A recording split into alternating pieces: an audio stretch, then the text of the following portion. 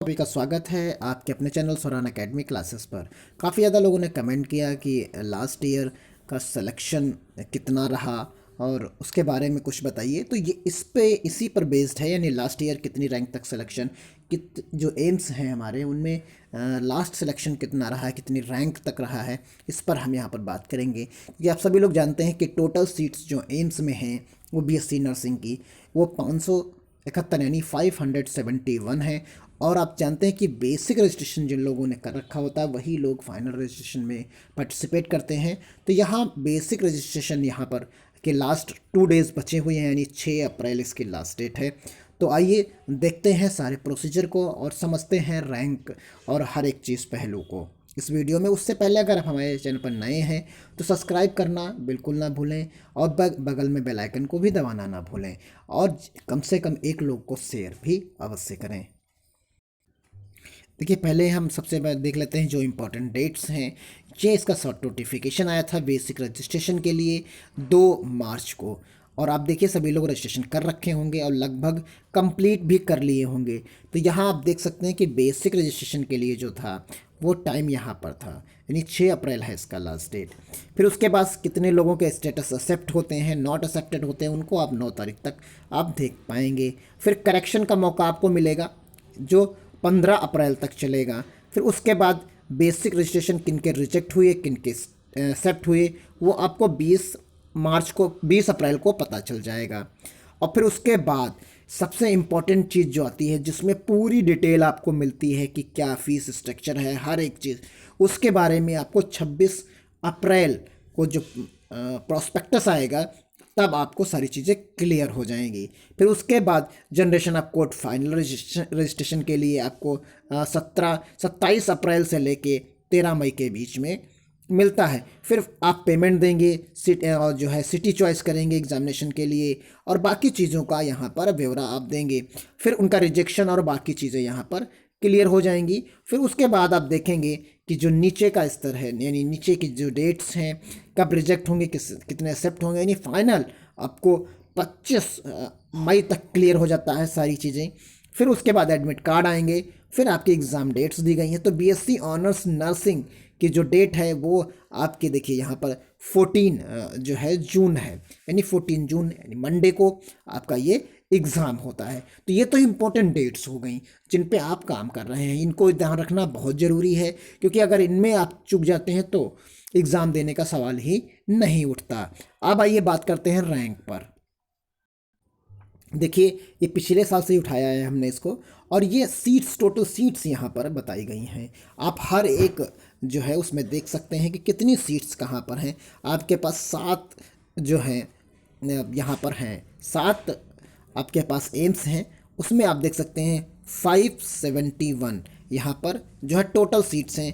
General की आपके पास 238 हैं, तो ऑब्वियस 238 लोग सी सेलेक्ट होंगे इसमें।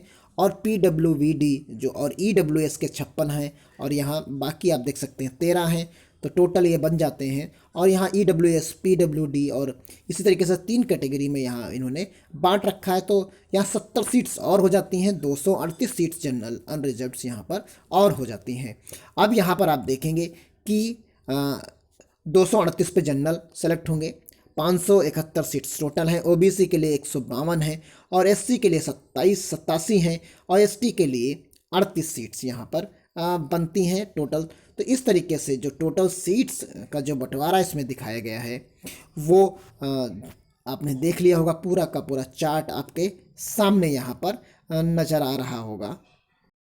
और एम्स वाइज भी दिया गया है, 96 दिल्ली में है, 75 बाकी 75 करके बाकी सब में है। ऋषिकेश में सबसे ज़्यादा 100 सीट्स यहाँ पर हैं। तो ये तो सीट्स का ब्यौरा हो गया, आप देख सकते हैं। अब यहाँ हम आपको दिखाएंगे कि जो फर्स्ट जो रैंक और जो फर्स्ट लिस्ट आई थी सिलेक्शन के लिए, तो इसमें देखिए the list of candidate eligible for mock round, यानी यहाँ पर कौन कौन कितने लोग एलिजिबल थे यहाँ पर, उनका यहाँ पर नाम, उनका रोल नंबर यहाँ पर दिया गया था, और कितनी रैंक तक लोग एलिजिबल थे पहली लिस्ट में वो लोग हैं। यहाँ इनका सिलेक्शन की बात इस लिस्ट में नहीं है, केवल यहाँ पर रैंक की बात है कि वो लोग अब एलिजिबल हैं फर्स्ट राउंड काउंसलिंग के लिए। तो सबसे इम्पोर्टेंट तो यही है कि कितने लोग एलिजिबल हो गए तो वो लोग ही तो पार्टिसिपेट कर पाएंगे, बाकी सीट्स तो आपको पता ही चल गई हैं। यहाँ देखिए कैटेगरी वाइज दिया गया, अनरिजर्व्ड 992 तक यहाँ पर जो है एलिजिबल के, यानी 992 से अगर ज़्यादा आपकी रैंक आती है तो आप एलिजिबल ही नहीं है किसी कीमत पर, आप समझ लीजिए बाहर हो गए, आपका सिलेक्शन ही नहीं होगा। तो यहाँ पर 992 तक हैं तो कुछ चांस बनते हैं, और EWS 2507 तक हैं। इसी तरीके से OBC नॉन क्रीमी लेयर जो है आपके 1409 तक हैं, और यहाँ आप देखेंगे जो PWBD OBC non creamy layer वो 6000 तक हैं, SC 3450 तक हैं, और ST 6092 तक हैं। तो यहाँ पर आप देख सकते हैं ओवरऑल कितने कितने जो है ये रैंक्स हैं। कट ऑफ ओवरऑल रैंक का यहाँ पर बताया गया है, और कैटेगरी वाइज रैंक का कट ऑफ यहाँ आगे आपका दिया गया है, अब इससे भी अंदाज़ा लगा सकते हैं। अब देखते हैं जो फर्स्ट राउंड की काउंसलिंग हो जाती है उसके बाद क्या होता है। देखिए फर्स्ट राउंड की काउंसलिंग के बाद केवल टोटल सीट्स जनरल की 101 बचती है, यानी लगभग सब में आधी से कम सीट्स बचती हैं और कम्प्लीटली फिल हो जाती हैं। तो यहाँ पर ये चीज़ हो गई। अब हम फाइनल सिलेक्शन और बाकी चीज़ों पर बात कर लेते हैं, जो आपको चाहिए कि कितना कट ऑफ तक, कितनी रैंक तक गए थे, क्योंकि जब तक आप हिस्ट्री नहीं जान पाएंगे पूरी की पूरी कि पिछले साल कैसे क्या क्या प्रोसीजर रहा, तब तक चीज़ों को आप समझ नहीं पाएंगे, और उसी बेसिस पर आप तैयारी करेंगे तभी आपका सिलेक्शन हो पाएगा। अब यहाँ एक सबसे लास्ट काउंसलिंग जो हुई थी पिछले साल, BSc honours nursing open counselling के नाम से अलॉटमेंट हुए थे, उसमें आप देख सकते हैं कि यहाँ जो पहला कैंडिडेट दिया गया लास्ट में वो 316 रैंक उसकी थी, जनरल कैंडिडेट था, और दिल्ली उसको मिला था। उसके बाद 420 भी है दिया। तो इसमें आप देख सकते हैं कि दिल्ली कितने कैटेगरी तक मिला, कितनी रैंक तक मिला। तो आप यहाँ पर दिल्ली देख सकते हैं, दिल्ली आपको मिला है 634 रैंक तक जनरल कैंडिडेट, नॉन जो है क्रीमी लेयर यानी जनरल अनरिजर्व्ड सीट आप UR देख सकते हैं। तो यहाँ जो 634 रैंक तक दिल्ली में सिलेक्शन हुआ।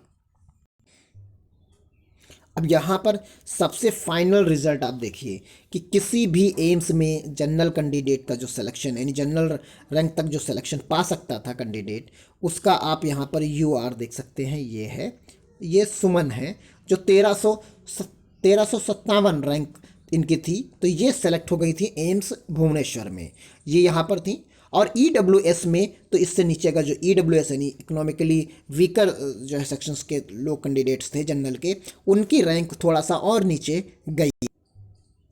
तो जो EWS वाले हैं कैंडिडेट्स, उनके लिए यहाँ पर आप देख पाएंगे कि EWS वाले में रैंक 1600 तक गई थी, यानी 1623 तक लोग सेलेक्ट हो गए थे। तो इस प्रकार वहाँ सीट्स 238 ही हैं, लेकिन काफ़ी ज़्यादा लोग छोड़ देते हैं या चीज़ें होती हैं। तो लगातार आप वेट करते रहेंगे तो काफ़ी ज़्यादा चांसेस रहेंगे आपके जो है सिलेक्शन पाने के। इसी तरीके से आप देखिए आखिरी लिस्ट में जो OBC है जो है 5904 तक सेलेक्ट हुए, ST कैंडिडेट 5162 तक सेलेक्ट हुए, और इसी तरीके से जो है आप SC का देख सकते हैं, यहाँ पर SC मिलेगा जो 3118 रैंक तक सेलेक्ट होते हैं। जो यहाँ पटना यानी आपको जो SC कैंडिडेट है वो रायपुर मिलेगा, एम्स रायपुर दिखा है इसमें लिखा हुआ है, और जो OBC का है वो एम्स पटना सबसे लास्ट रैंकर जो है सेलेक्ट हुआ है। तो ये आप देख सकते हैं, इससे आपको अंदाज़ा लग जाएगा कि कितनी रैंक तक हो तो आप सेफ़ हैं। बाकी दुनिया भर की बातें करने का टाइम नहीं है, लगातार पढ़ते रहिए क्योंकि 14 जून बहुत नज़दीक है। जैसे ही कोई आपकी क्वेरी है तो कमेंट बॉक्स में लिखें, आप बताएं तो उस पर हम रिसर्च या लोगों से बात करके जैसे भी ऑफिशियल या तरीके से मिलेगी हम आपको वीडियो के थ्रू इन्फॉर्मेशन देंगे। बस चैनल पर आप बने रहिए, ज़्यादा से ज़्यादा लोगों को शेयर करिए, सब्सक्राइब करिए, आपको हर एक अपडेट मिलती रहेगी मेरे चैनल के माध्यम से।